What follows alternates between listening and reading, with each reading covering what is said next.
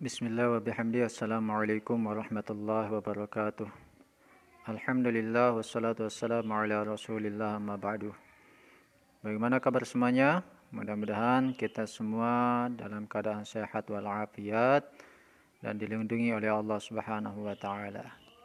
Jangan lupa untuk selalu menjaga kesehatan, tinggal di rumah saja, dan apabila keluar rumah jangan lupa untuk menggunakan masker, karena pada saat ini kita masih dalam masa bencana, yaitu musibah corona COVID-19. Kita berusaha bagaimana agar mata rantai penularan COVID ini segera berakhir, maka kita berusaha untuk mengikuti protokol kesehatan yang telah dianjurkan oleh pemerintah. Anak-anakku semuanya, kita akan mulai pembelajaran kita pada pagi hari ini, yaitu pelajaran agama Islam. Sebelum kita sama-sama memulai melanjutkan ke materi, marilah kita sama-sama membaca surah An-Nasr. Untuk lebih bagusnya, kita sama-sama menyimak video berikut ini dan kita ikuti.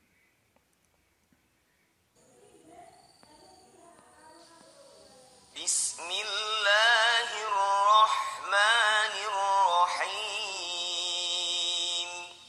Idza jaa nasrullahi wal fath wa ra'aitan nasa yadkhuluna fi dinillahi afwaja fasabbih bihamdi rabbika wastaghfir innahu kana tawwaba.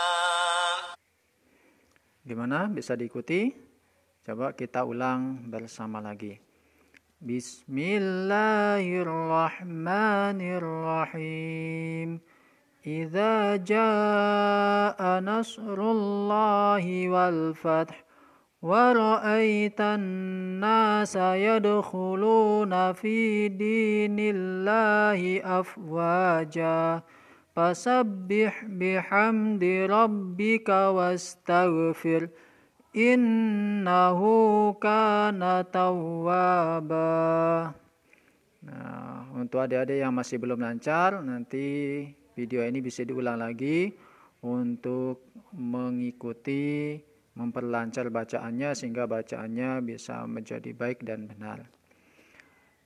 Ya, kita beranjak ke pembelajaran kita, yaitu tentang pendidikan agama Islam. Pelajaran yang kedua, surah An-Nasr. Ya, membaca kalimat dalam surah An-Nasr. Sebelum kita membaca Al-Quran, kita dianjurkan membaca basmalah dulu. Memulainya dengan membaca basmalah. Bismillahirrahmanirrahim. Itu bacaan basmalah. Begitu juga di saat kita mau memulai kegiatan yang lain-lainnya, kegiatan yang baik, itu kita dianjurkan untuk membaca basmalah. Karena dengan membaca basmalah, maka kegiatan kita akan mendapatkan keberkahan dari Allah Subhanahu wa taala. Karena dalam hadis Nabi ada dikatakan, kullu amrin zibalin la yubda'u bi bismillahirrahmanirrahim fahuwa aqta. Setiap perbuatan yang baik yang tidak dimulai dengan membaca basmalah, maka akan terputus keberkahannya. Oleh sebab itu, apapun kegiatan kita awali dengan membaca basmalah. Mau makan, baca basmalah. Mau tidur, mau baca basmalah. Mau belajar, kita baca basmalah. Lebih-lebih ketika mau membaca Al-Quran, kita juga membaca basmalah. Nah, sekarang perhatikan ayat pertama dari surah An-Nasr. Guru besarin dulu. Nah, di sini ada dua tanda panah. Yang pertama yaitu pada huruf za. Tanda panah yang ini. Nah, huruf za ini dibacanya 2 harokat atau 2 ketukan. Kenapa dibaca 2 harokat? Karena di depan huruf za itu ada alif yang tidak berbaris dan za-nya huruf berbaris atas. Nah, di saat seperti itu maka dibaca panjang 2 harokat. Nah, begitu juga yang huruf ja. Nah, huruf ja itu dibaca 5 harokat atau 5 ketukan. Panjang 5 harokat atau 5 ketukan. Nah, yang huruf ini, huruf ja, ini ada tanda panah ke bawah merah ini. Itu dibaca panjang 5 harokat. Tandanya, tanda yang paling mudah untuk mengetahui dibaca panjang 5 harokat yaitu adalah adanya tanda bendera. Nah, benderanya kayak gini. Nah, tanda bendera seperti itu menandakan bahwa huruf tersebut dibaca 5 harokat. 5 harokat itu seperti apa? Kalau Pak Guru biasanya menggunakan hitungan. Jadi cara membacanya idza jaa nasrullahi wal fath. Jadi ada 5 ketukan. Kalau Pak Guru bilang tadi 5 bacaan.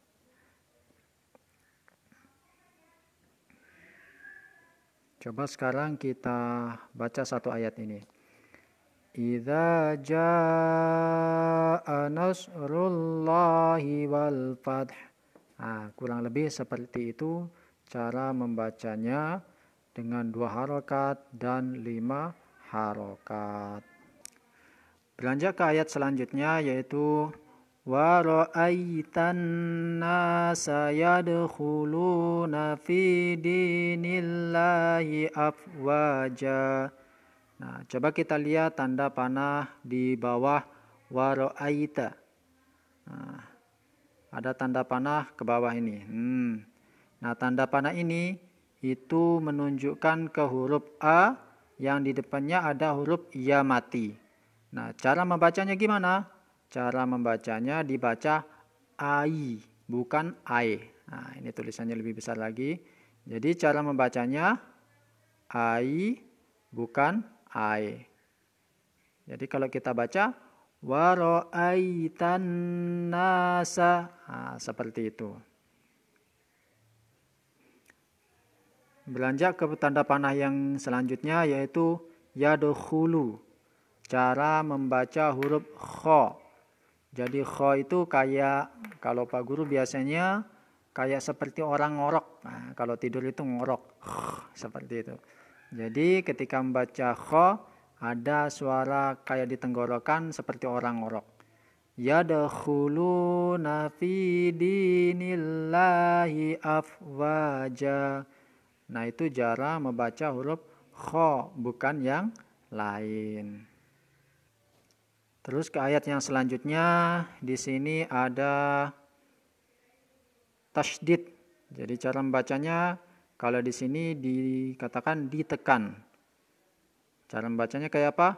Fasabbih. Nah, ada kayak ditekan. Ada dengan jarak itu sekitar 2 harokat. Fasabbih bihamdi rabbika wastaghfir. Kalau tasydid itu biasanya kalau di Iqra itu dinamakan huruf yang double.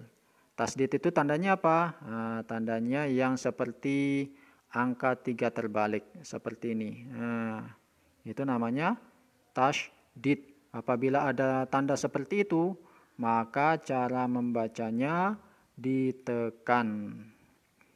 Kita ulang lagi, coba baca.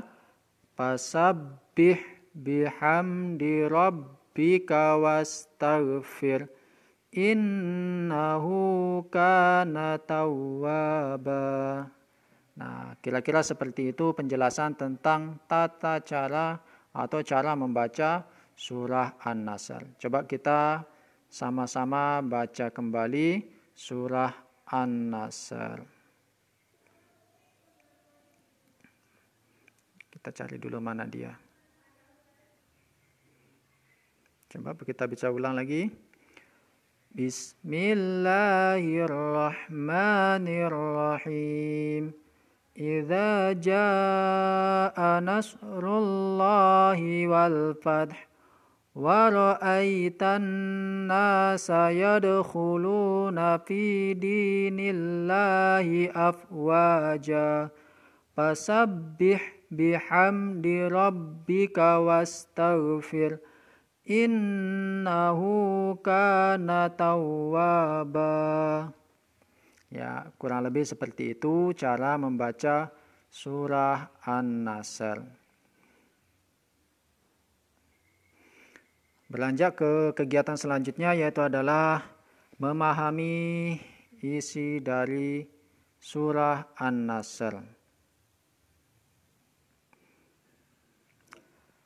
Apa saja makna yang terkandung dalam surah An-Nasr? Sebelum kita membaca atau menyimpulkan pemahaman yang bisa kita ambil dari surah An-Nasr, kita baca dulu arti dari surah An-Nasr. Kita mulai. Bismillahirrahmanirrahim. Dengan nama Allah yang Maha Pengasih dan Maha Penyayang. Idza jaa nasrullahi wal fath. Apabila telah datang pertolongan Allah dan kemenangan. Wa ra'aitan nasa yadkhuluna fi dinillahi afwaja. Dan engkau melihat manusia berbondong-bondong masuk agama Allah. Fasabbih bihamdi rabbika wastaghfir innahu kana tawwaba. Maka bertasbihlah dengan memuji Tuhanmu dan mohonlah ampunan kepadanya. Sungguh dia Maha penerima taubat. Nah, itu arti dari surah An-Nasr. Nah, kita beranjak ke selanjutnya, yaitu penjelasan materi surah An-Nasr. Nah, surah An-Nasr ini adalah surat yang ke-110 dalam Al-Quran. Surah An-Nasr ada 3 ayat. Nama An-Nasr diambil dari kata yang terdapat pada ayat pertama dari surah An-Nasr. An-Nasr itu artinya pertolongan. Surah An-Nasr ini diturunkan di kota Makkah. Jadi Al-Quran itu ada 2 bagian, ada yang diturunkan di kota Mekah, ada yang diturunkan di kota Madinah. Yang diturunkan di kota Mekah dinamakan surah Makkiyah, yang diturunkan di kota Madinah dinamakan surah Madaniyah. Terus apa saja kandungannya, apa saja pokok isi dari surah An-Nasr? Yang pertama yaitu adalah pertolongan Allah akan datang dan Islam akan mendapatkan kejayaan. Apabila agama Islam ini kita amalkan dengan sempurna, seperti apa yang dicontohkan oleh Rasulullah SAW, maka pertolongan Allah itu akan datang kepada kita. Tapi kalau kita amal agamanya asal-asalan, maka pertolongan Allah juga akan asal-asalan atau akan susah untuk datang kepada kita. Kalau kita mengamalkan agama Allah yang masuk akal maupun yang tidak masuk akal, maka Allah akan menolong kita dengan sesuatu yang masuk akal maupun yang tidak masuk akal. Terus yang kedua, perintah Allah kepada orang-orang beriman agar bertasbih, memujinya dan meminta ampun kepadanya dikala terjadi peristiwa yang menggembirakan. Jadi di saat kita mendapat pertolongan Allah, kita mendapatkan kebahagiaan, kita harus banyak-banyak bertasbih dan bertaubat. Kita tidak tahu, siapa tahu kebahagiaan itu bukannya sesuatu yang kebahagiaan sebenarnya, tapi ternyata itu adalah musibah. Dan bisa jadi musibah yang menimpa kita itu merupakan awal dari kebahagiaan kita. Jadi di saat kita mendapatkan suatu kebahagiaan, kemenangan, kesuksesan, kita harus banyak-banyak bertasbih kepada Allah dan meminta ampun kepada Allah. Demikian penjelasan singkat dari Pak Guru tentang surah An-Nasr. Adapun tugas untuk anak-anakku semuanya, yang pertama yaitu adalah menghafalkan surah An-Nasr. Yang kedua, menulis surah An-Nasr beserta artinya. Nanti Pak Guru kirim fotonya agar gampang untuk diikuti. Mungkin itu saja dari Pak Guru. Mohon maaf atas segala kekurangan. Bapak Guru akhiri.